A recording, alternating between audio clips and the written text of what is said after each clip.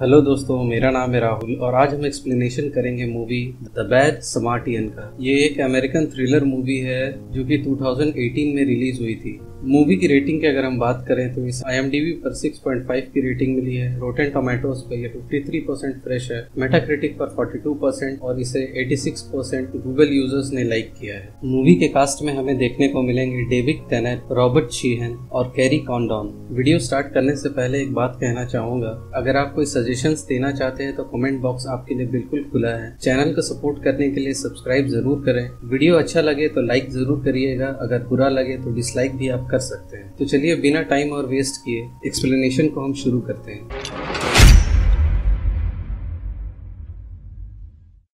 Movie की starting में हमें एक 14 साल के लड़के को दिखाया जाता है जो कि एक घोड़े को बहुत ही ब्रूटली टॉर्चर कर रहा होता है। सामने ही खड़ी एक लड़की जो कि उससे उम्र में थोड़ी बड़ी है, उसे रिक्वेस्ट कर रही होती है कि वो घोड़े को छोड़ दे, पर वो बच्चा उसकी बात नहीं मानता है और घोड़े को गोली से मार देता है। यहाँ पर सीन कट होता है और हमें शॉन को दिखाया जाता है। शॉन एक फ्रीलांस फोटोग्राफर है और साथ ही साथ वो एक रेस्टोरेंट के पार्किंग में भी काम करता है। शॉन की एक गर्लफ्रेंड है केटी, जो कि उससे बहुत प्यार करती है। शॉन की फैमिली में उसके स्टेप डैड, उसकी मॉम और उसका एक भाई भी है। शॉन और उसके स्टेप डैड की कुछ अच्छी बनती नहीं है। शॉन और उसका दोस्त डेरिक रेस्टोरेंट में आने वाले कस्टमर्स की गाड़ियों को पार्क करने के बहाने से उनके घर चले जाते थे और वहां जाकर छोटी मोटी चोरियां करते थे, जिससे डेरिक और शॉन अपने एक्सपेंसेस पूरे करते थे। पर शॉन चोर होने के बावजूद भी एक अच्छा इंसान था। वो सिर्फ उन्हीं लोगों के घर पर चोरी करता था जो थोड़े घमंडी और एरोगेंट होते थे। रेस्टोरेंट में जो फैमिली कस्टमर्स आते थे जो कि बहुत अच्छा बिहेव करते थे,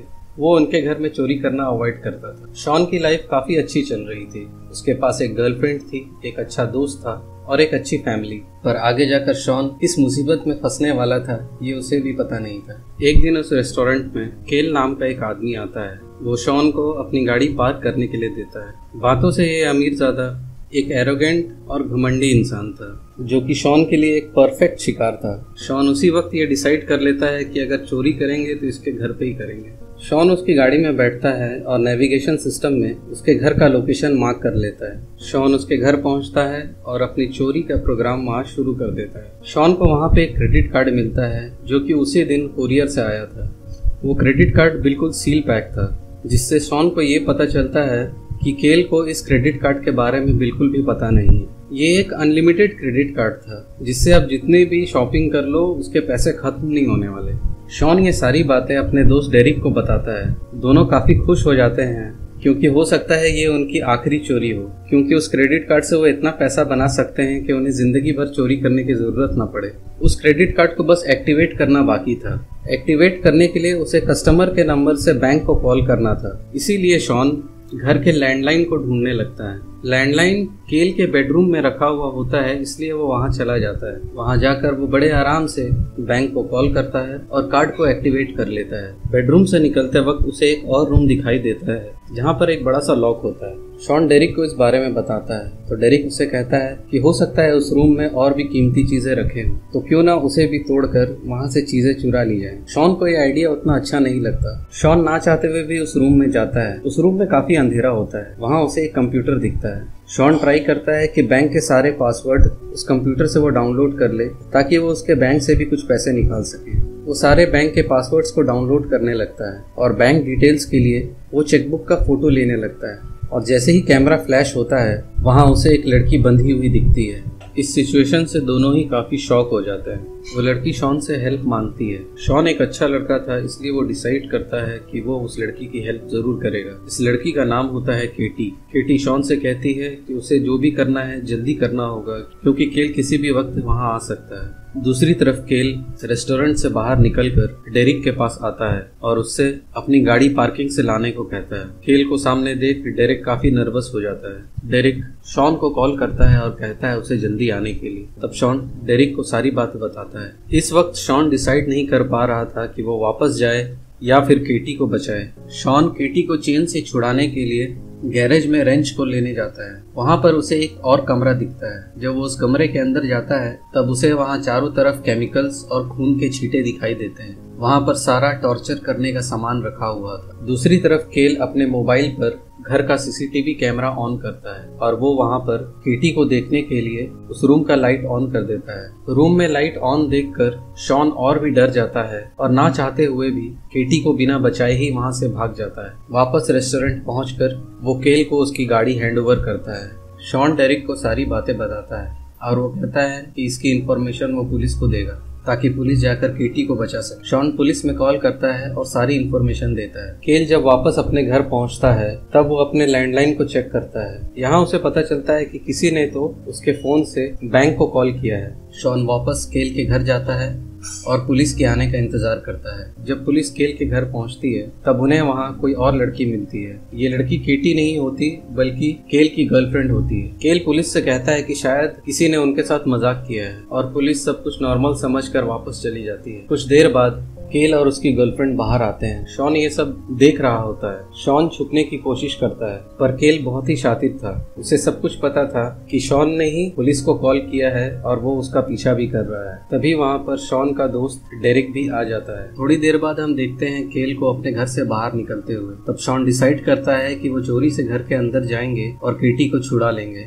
लेकिन जब शॉन घर के अंदर जाता है तब उसे केटी वहाँ पर नहीं मिलती। इनफैक्ट उस रूम का पूरा नक्शा ही बदल चुका था। ऐसा लगता था कि वहाँ केटी कभी थी ही नहीं। दूसरी तरफ केल पुलिस को कॉल करके ये बताता है कि उसके घर में चोरी हो रही है। ये सारा कुछ केल का ही प्लान था। किसी तरह शॉन और डेरिक वहाँ से भागते हैं पुलिस से बचकर। केल जब घर से बाहर निकला था तब उसने केटी को भी अपनी गाड़ी में रख लिया था बांधकर। अगले सीन में हमें दिखाया जाता है कि केल केटी को एक पुराने से केबिन में लेकर जा चुका है। वहाँ पर केल केटी को एक शॉक कॉलर देता है गले में लगाने के लिए। केटी बिल्कुल एक छोटे बच्चे की तरह केल की हर बात मान रही थी। केटी को देखकर और उसके बिहेवियर से ये पता चल रहा था कि उसे काफी दिनों से टॉर्चर किया जा रहा है और वो केल से काफी डरी हुई है। दूसरी तरफ हम शॉन को देखते हैं पुलिस स्टेशन में, जहां वो अपने साथ हुए उस इंसिडेंट के बारे में पुलिस ऑफिसर को बता रहा होता है। वो पुलिस ऑफिसर से कहता है कि एक लड़की की जान खतरे में है और उसे किसी भी तरह बचाना होगा। अगले दिन पुलिस ऑफिसर केल के घर पहुंचता है पर उसे भी वहां पर कोई सबूत नहीं मिलता। पुलिस ऑफिसर ये समझता है कि शॉन केल को फंसाने की कोशिश कर रहा है और उसे कहता है कि पुलिस अब इस केस पर फर्दर इन्वेस्टिगेशन नहीं करेगी। वो अगर चाहे तो जाकर FBI से हेल्प मांग सकता है। शॉन FBI के ऑफिस में पहुंचता है और वहां पर वो केटी की फोटो दिखाता है। FBI के ऑफिसर शॉन से कहती है कि वो केटी के फोटो को गुमशुदा लोगों के फोटो से मैच करेंगे और केटी को ढूंढने की कोशिश करेंगे। शॉन का पीछा करते हुए केल उसके घर तक पहुंच जाता है। केल उसके घर में घुसकर उसके कंप्यूटर से सारे पासवर्ड्स और डेटा चुरा लेता है।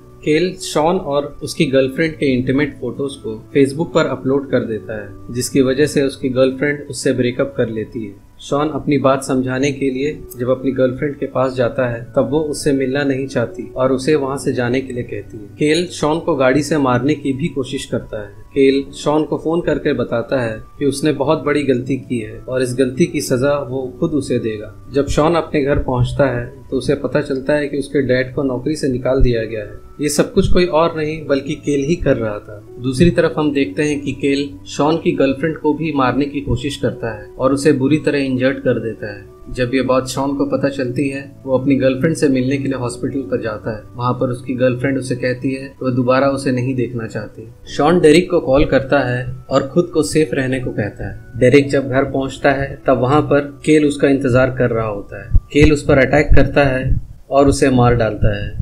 शॉन क्ले के घर पहुंचता है। वहां क्ले के गाड़ी के नेविगेशन सिस्टम से उसे केबिन का लोकेशन मिलता है जहां केटी को किडनैप कर रखा हुआ होता है। वो लोकेशन वो FBI को भेजता है। दूसरी तरफ हम FBI के ऑफिस में देखते हैं कि केटी की तरह बहुत सारी लड़कियां गायब हुई थी और वो काफी सालों से एक सीरियल किलर के पीछे थे।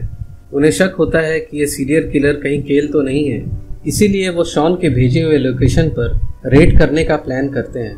दूसरी तरफ हम देखते हैं कि शॉन केल की गाड़ी लेकर उसी लोकेशन पर पहुंचता है। वहां पर वो केबिन में केटी से मिलता है पर तभी अचानक पीछे से केल आकर उस पर अटैक करता है और बेहोश कर देता है। केल केटी को केबिन से बाहर लेकर आता है और शॉन के सामने ही उसे शूट कर देता है। केटी गोली लगने की वजह से एक गड्ढे पर जाकर गिरती है। केल शॉन से कहता है कि उसने जितने भी मर्डर्स किए हैं उसका सारा इल्जाम वो शॉन पर डाल देगा। इतने में ही हम दूसरी तरफ देखते हैं कि केटी को गोली छू कर निकल गई थी। केटी उस गड्ढे से बाहर निकलने की कोशिश करती है और पीछे से आकर केल के सर पर वार करती है, जिससे केल बेहोश हो जाता है। केटी शॉन को छुड़ाती है और दोनों वहां से भागने की कोशिश करते हैं। इतने में ही केल को होश आ जाता है और वो गन लेकर उन दोनों का पीछा करता है। केल केटी को शूट करने ही वाला होता है कि तभी शॉन केल पर अटैक करता है और केटी को बचा लेता है। तब तक वहाँ FBI भी आ जाती है और केल को अरेस्ट कर लिया जाता है। स्टार्टिंग में हमें जिस बच्चे को दिखाया गया था वो कोई और नहीं बल्कि केल ही था, जिसने बचपन में ही उस लड़की का मर्डर किया था और पिछले 25 सालों से फरार था, और इस बीच उसने काफी लड़कियों का भी मर्डर किया था और FBI को इसकी तलाश सालों से थी। तो गाइज, इस मूवी का एक्सप्लेनेशन आप लोगों को कैसा लगा है कमेंट कर ज़रूर बताइएगा। चैनल को सब्सक्राइब करना बिल्कुल भी मत भूलिएगा और एक लाइक ज़रूर दे दीजिएगा। Thank you very much. मिलते हैं आपसे अगली वीडियो में।